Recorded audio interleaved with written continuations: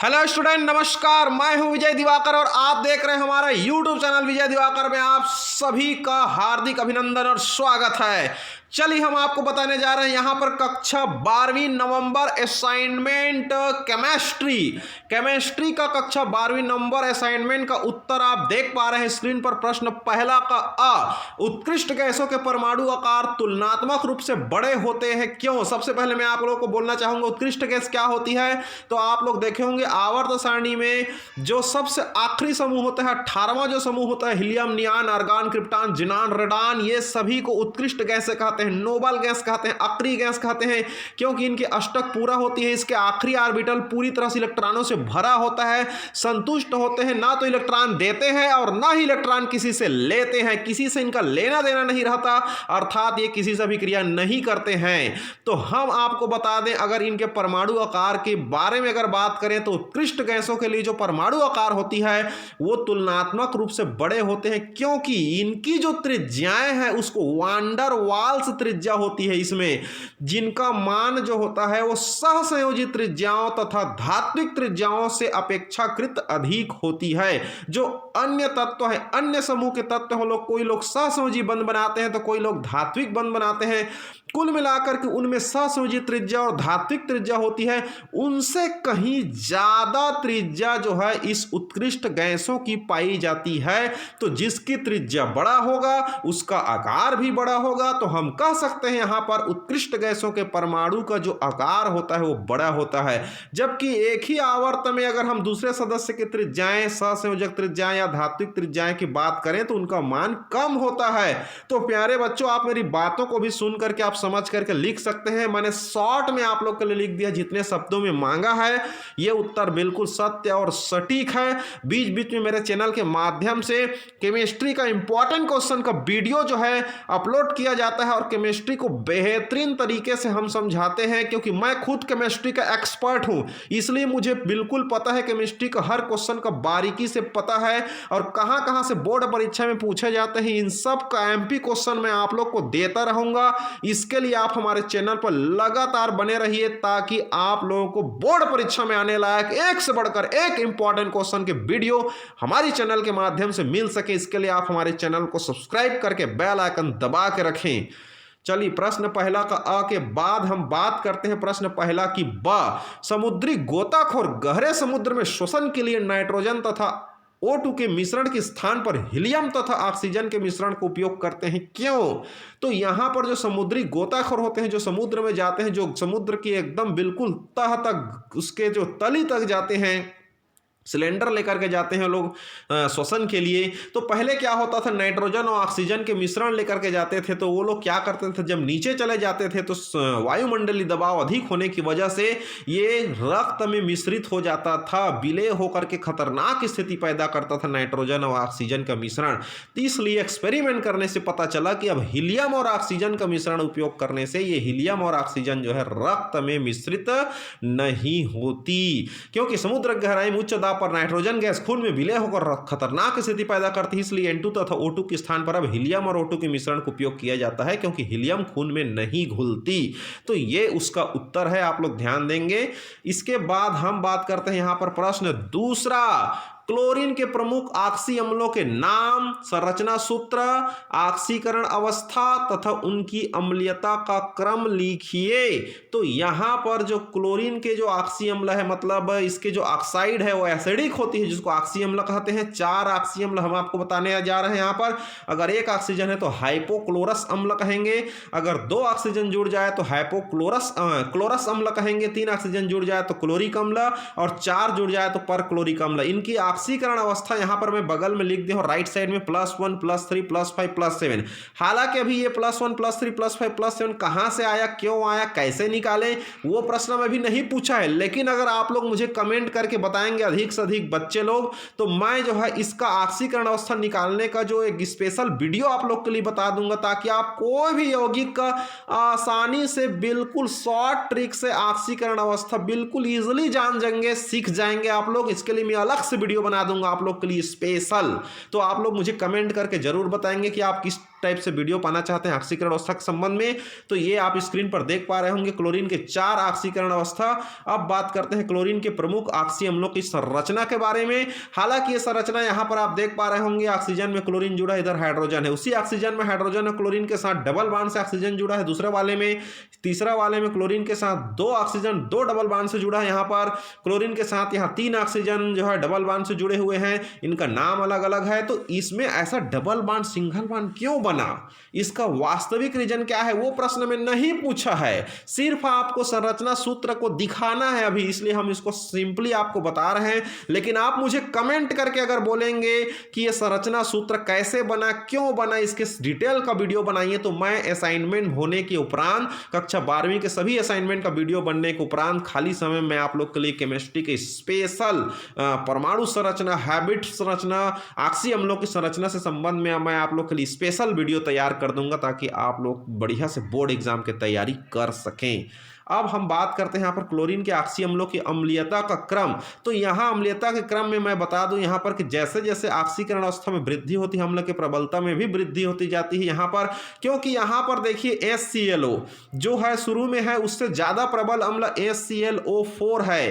अम्ल की पहचान क्या है प्यारे बच्चों, मैं आप लोग बोलना चाहूंगा यहाँ पर कि हाइड्रोजन को अधिक से अधिक त्याग करने की क्षमता ही प्रबल अम्ल कहलाती है। तो यहाँ पर लास्ट में देखिए HClO4 में 4 ऑक्सीजन है, चारों ऑक्सीजन की विद्युत ऋणात्मकता सर्वाधिक होगी। ये लोग क्लोरीन से और हाइड्रोजन से क्या करेंगे, इलेक्ट्रॉन को खींचेंगे, तो हाइड्रोजन तुरंत अपना इलेक्ट्रॉन डोनेट करेगा इस ग्रुप को, और हाइड्रोजन का बंध वहां से टूटेगा और H+ बना करके बाहर निकल जाएगा वहां से, तो अर्थात इसकी अम्लता सबसे ज्यादा होगी। जबकि शुरू वाले HClO में सिर्फ एक ही ऑक्सीजन है, तो हाइड्रोजन थोड़ा धीरे से टूट करके निकलेगा। तो हम कहेंगे अम्लता का क्रम आप देख पा रहे होंगे।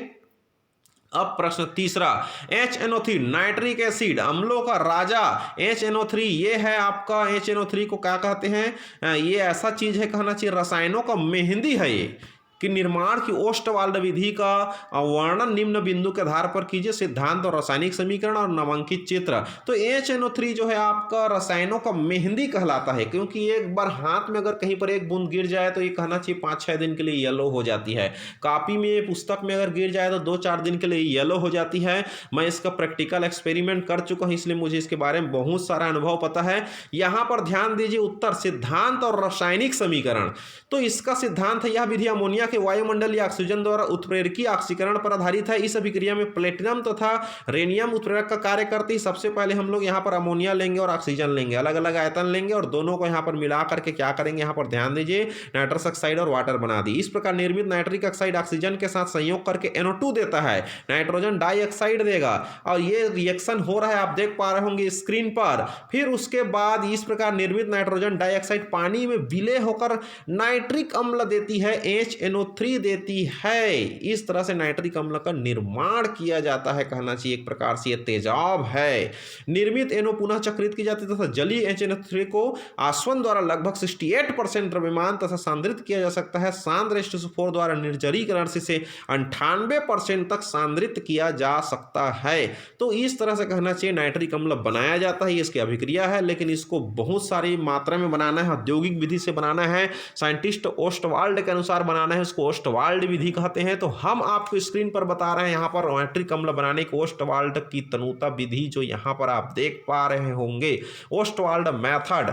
तो यहाँ पर आप ओस्टवाल्ड मेथड देखिए, एक तरफ से क्या किया जा रहा है, अमोनिया और शुष्क वायु को ले जा रहा है, प्लेटिनम की जाली में से प्रवेश कराया जा रहा है। अगर आप लोग कमेंट करके मुझे बताएंगे तो असाइनमेंट निर्माण होने के बाद किसी दिन मैं इसका डिटेल से प्रोसेस जो है बिल्कुल बाई फेस टू फेस आप लोग को मैं अपनी व्हाइट बोर्ड के माध्यम से आपसे बात करते हुए बिल्कुल मैं आप लोग को लाइव कमेंट करके आप लोग बता सकते हैं, और मैं आप लोग को बिल्कुल इसका लाइव वीडियो बताऊंगा किसी दिन, ताकि आप अच्छे से समझ सकें बिल्कुल। तो अभी फिलहाल इसका असाइनमेंट का चित्र वगैरह आप बनाइए, किसी दिन मेरे को आप लोग कमेंट करके बोलिएगा कि मैं नाइट्रिक अम्ल बनाने की ओस्टवाल्ड विधि को और डिटेल से आप लोग को मैं बोर्ड में समझा दूंगा आपके सामने फेस टू फेस कैमरा में आकर के। तो यहाँ पर आप उत्प्रेरक कक्ष से नाइट्रिक ऑक्साइड जा रही है और प्रशीतक रूम में जाती है, और वहां से ऑक्सीकरण कक्ष में प्रवेश करता है, जहाँ ऑक्सीजन के साथ NO का रिएक्शन होता है और नाइट्रोजन नाइट्रोजन डाइऑक्साइड बनाती है।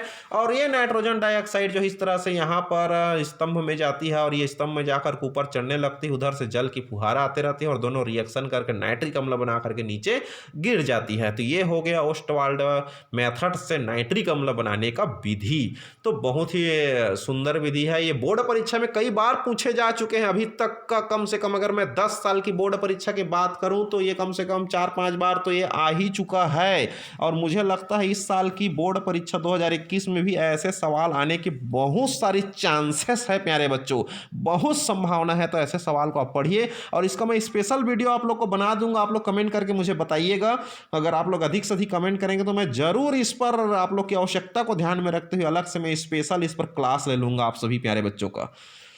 ध्यान दीजिए प्रश्न चौथा, समूह 16 के तत्वों का इलेक्ट्रॉनिक विन्यास लिखिए, इनके निम्न गुणों में क्रमिक परिवर्तन किस प्रकार होता है। तो जो समूह 16 है आप लोग का जो ऑक्सीजन परिवार कहलाता है, जो जीवन रक्षक परिवार होती है, ऑक्सीजन हम सब के लिए बहुत ही जरूरी होता है, उसका यहाँ पर बोला गया है इलेक्ट्रॉनिक विन्यास। फिर उसमें 2 बिंदु दिया है, ऑक्सीकरण अवस्था और हाइड्राइड। तो समूह 16 के तत्वों के इलेक्ट्रॉनिक विन्यास की बात करें तो लास्ट में क्या होती है, P4 आती है। अर्थात जैसे ऑक्सीजन का 1:2 2:2 P4 है यहाँ पर, माने 8 इलेक्ट्रॉन सेट हो गए, वैसे बाकी सभी का में P4 ही आएगा, बस ऑर्बिट की क्रम संख्या बढ़ते जाएगा। आप देख पा रहे होंगे स्क्रीन पर ऑक्सीजन का 1:2 2:2 P4, सल्फर का है यहाँ पर 1:2 2:2 P6 3:3 P4 है। देखिए ऑक्सीजन में लास्ट में 2s2p है, तो सल्फर में क्या आ गया, 2 से 3 हो गया, 3s 3p हो गया। सेलेनियम में क्या हो जाएगा, लास्ट में 4s और 4p हो जाएगा। टेलोरियम में क्या होगा, 5s और 5p हो जाएगा। इसी तरह से पोलोनियम में हो जाएगा। पोलोनियम का देखिए 1:2 2:2 P6 3:2 3p6 3d10 4:2 4p6 4d10 4f14 5s2 5p6 5d10 और लास्ट को देखिए 6s2 6p4 है।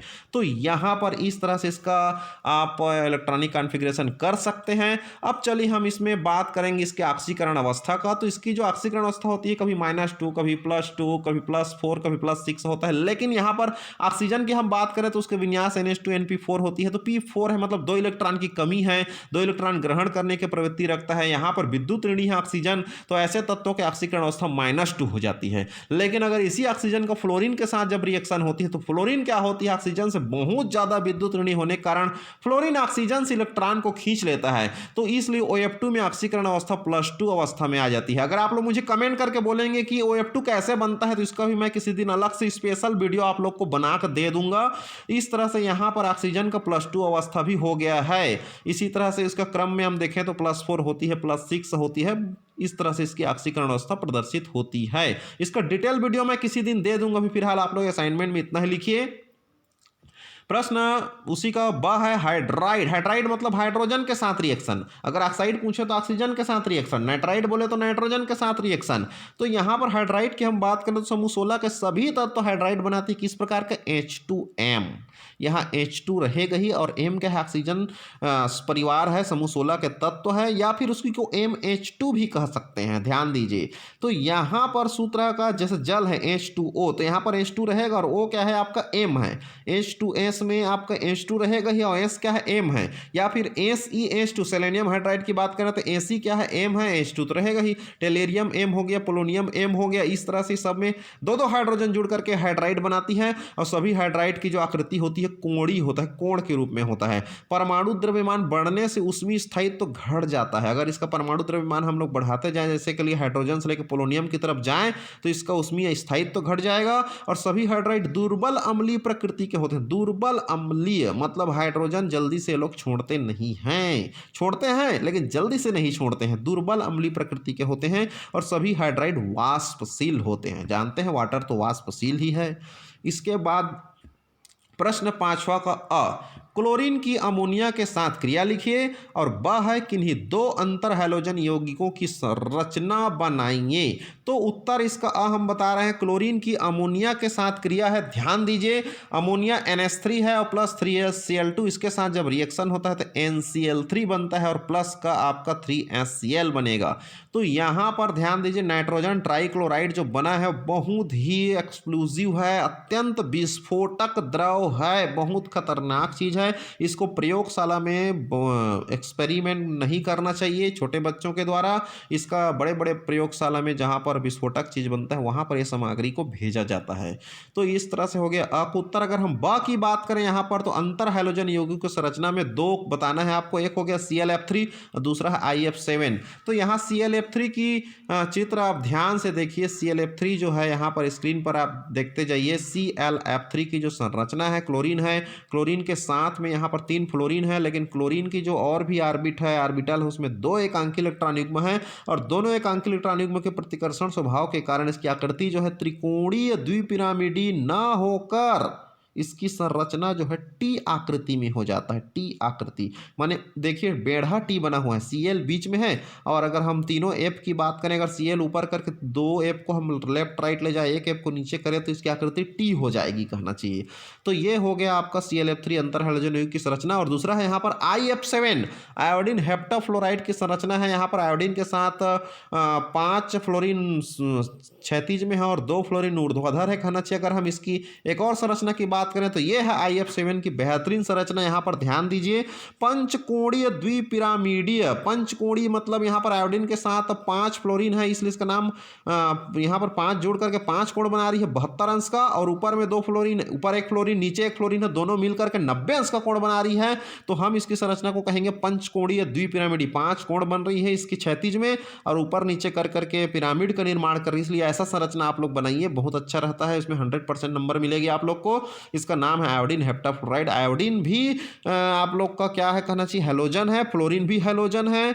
तो ये सब हैलोजन परिवार है। फ्लोरीन, क्लोरीन, ब्रोमीन, आयोडीन सभी हैलोजन ही है। और हैलोजन का हैलोजन से जब अभिक्रिया होता है तो उसको कहते हैं अंतर हैलोजन यौगिक। तो ये रहा आपके अंतर हैलोजन यौगिक का सूत्र, संरचना सूत्र। सिर्फ संरचना सूत्र ही बनाना था। अगर आप चाहते हैं कि इसका डिटेल कैसे बना, संकरण कहाँ से आया, 72 अंश क्यों आया, कैसे फ्लोरीन जुड़ गया, इसकी संकरित संरचना, इलेक्ट्रॉनिक विन्यास सहित इसका संरचना सूत्र को डिटेल में समझाइए। अगर आप लोग कमेंट बॉक्स में मुझे बोलेंगे तो मैं किसी दिन इसका स्पेशल वीडियो आप लोग को बना के दूंगा, क्योंकि ये बोर्ड परीक्षा में आने लायक वीडियो है बच्चों।